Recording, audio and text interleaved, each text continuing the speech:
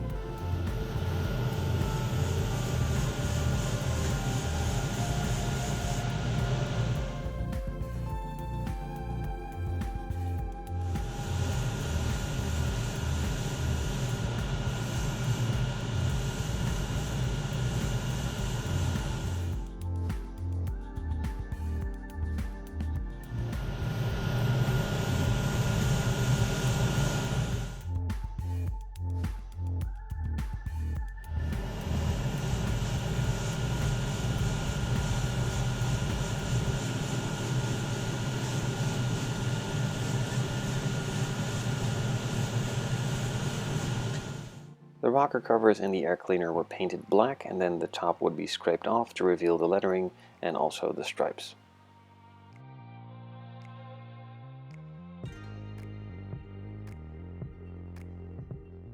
Most of the parts that just received their main colors will remain that color, and a couple other small pieces here and there will get some additional detailing. In this case, the air inlet and the radiator get some silver paint on them.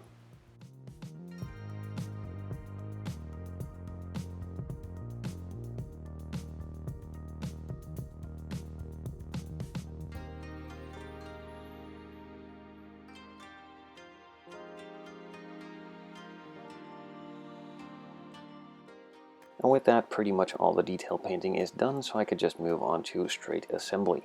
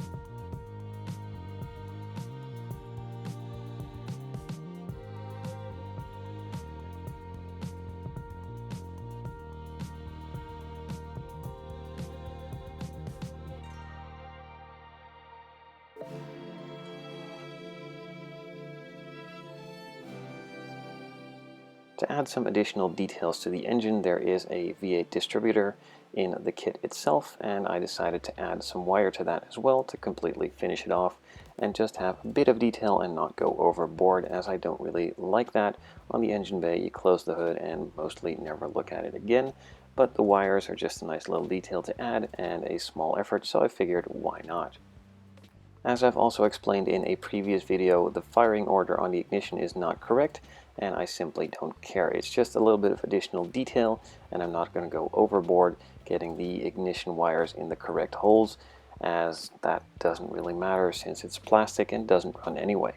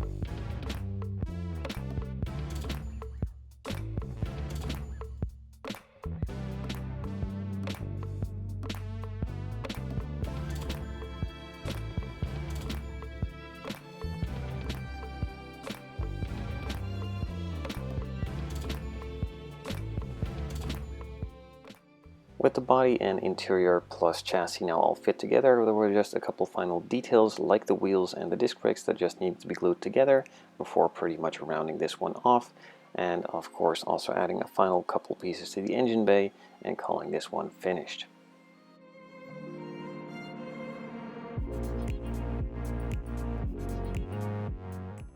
The stock ride height of the kit is not correct, so I had to modify it a bit. I cut the ends of the axles off to get the offset correct and also sanded that flush, filled up the hole in the wheel where normally the axle would mount to, and then I can freely just space it out in the wheel well and also adjust the ride height according to my specification and of course desires.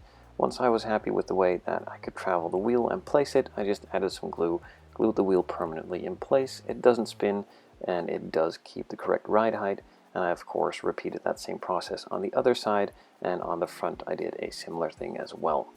Now of course I could have also done this the other way, and that is modify the entire setup of the suspension.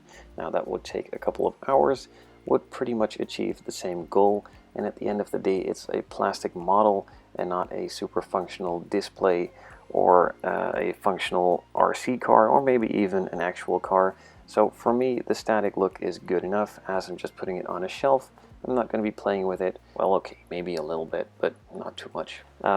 So for me, it's pretty much fine that the wheels are mounted in place, can't roll, and it does have a nice stance.